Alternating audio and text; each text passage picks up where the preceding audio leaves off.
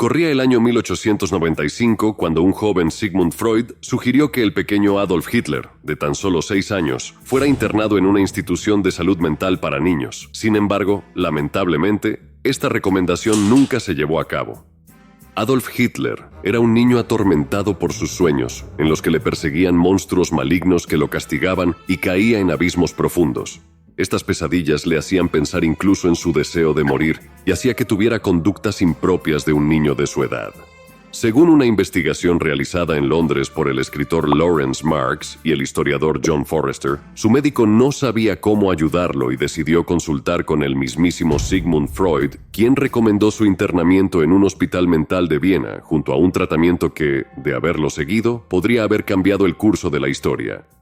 Alois Hitler, padre de Adolf, se negó a que su hijo fuera recluido en un centro de salud mental infantil a pesar de las peticiones de su mujer Clara, que velaba por el interés de su hijo.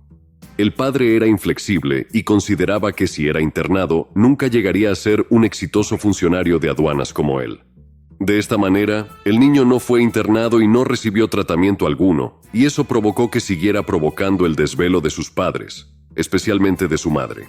Diversas hipótesis señalan que el daño psicológico del joven Hitler se originó en los maltratos infligidos por su estricto padre. En una ocasión, después de sufrir continuas humillaciones, Adolf intentó escapar de casa por la ventana en la oscuridad de la noche y desnudo para no ser descubierto. A pesar de ello, su intento fracasó cuando quedó atrapado, provocando un ruido que despertó a su padre. Este, al presenciar la escena, despertó al resto de la familia para que se burlaran de él. Además, se cree que la razón por la que Alois no internó a su hijo fue para no ser descubierto, para que no detectaran las señales de maltrato en su cuerpo. La mayoría de los historiadores coinciden en que Alois Hitler era un alcohólico que no dudaba en pasar las tardes disfrutando de una buena copa, y además en golpear a su hijo si consideraba que había desobedecido. El historiador español sostiene que el joven Adolf era el blanco de la ira de su iracundo padre. Esta teoría fue confirmada por la hermana de Adolf, Paula, quien llegó a justificar la dureza de su padre. Era especialmente mi hermano Adolf, con su obstinación, quien provocaba en mi padre una severidad extrema, recibiendo cada día una buena paliza.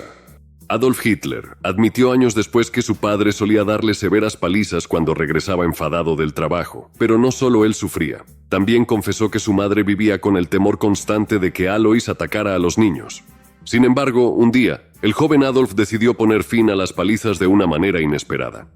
Años más tarde, explicó a su secretaria que, en una ocasión, cuando vivían en Leonding, decidió no llorar más cuando su padre lo golpeaba. Esta reacción desconcertó tanto a Alois que, a partir de ese momento, dejó de pegarle. La primera crisis mental de Hitler se produjo entre 1907 y 1908, cuando fue rechazado 2 veces por la Academia de Artes de Viena. Este revés dejó una marca profunda en él, como más tarde revelaría en su libro Mein Kampf, Mi lucha. A pesar de sus inclinaciones artísticas, nunca logró superar este fracaso. No obstante, su elocuencia y capacidad de liderazgo lo llevaron a buscar otros caminos para alcanzar sus ambiciones. A medida que sus intentos en el campo artístico fracasaban, comenzó a desarrollar ideas delirantes de conspiraciones en su contra, convencido de que fuerzas ocultas intentaban sabotear sus sueños.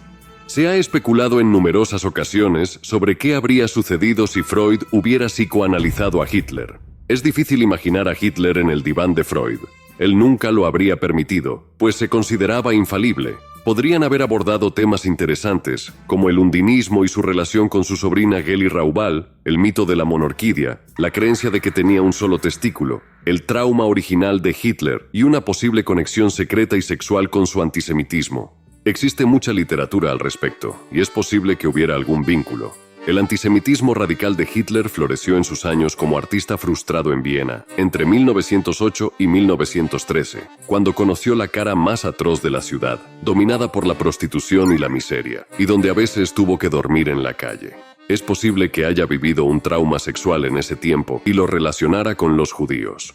Sin embargo, Hitler era fundamentalmente un oportunista, nada introspectivo, que utilizaba diversos elementos para construir su herramienta política. Es tentador pensar que él y Freud se cruzaran en las calles de Viena. Aunque es un ejercicio especulativo, podrían haber coincidido perfectamente.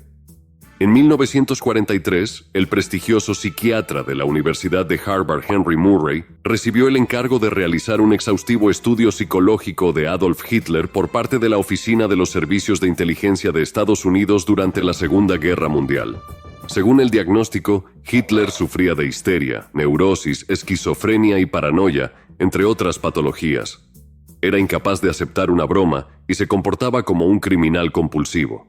El documento aseguraba que era una persona rencorosa y vengativa, poco tolerante a las críticas y con tendencia a menospreciar a los demás. Además, se destacaba que tenía una gran confianza en sí mismo y era altamente perseverante frente a la derrota. Quizá este último rasgo fue lo que llevó al psiquiatra a afirmar que el Führer tenía altas probabilidades de suicidarse si perdía la guerra. Según el análisis, Hitler presentaba una poderosa compulsión a sacrificarse a sí mismo y a toda Alemania, arrastrando a Europa al abismo junto con él. Incluso se detallaba que la forma de llevarlo a cabo podría ser un disparo en la cabeza. Y así fue. El 30 de abril de 1945, con la guerra ya perdida, en el búnker de la Cancillería del Reich en Berlín, Hitler y su amante, Eva Braun, mordieron una cápsula de cianuro cada uno. Hitler también tuvo tiempo de dispararse en la sien con su Walter PPK, mientras sostenía un retrato de su madre en el regazo. Eva Braun no tuvo tiempo de dispararse, los efectos del veneno fueron fulminantes. Por si acaso, el meticuloso trabajo incluía recomendaciones para el caso de que Hitler fuese capturado con vida.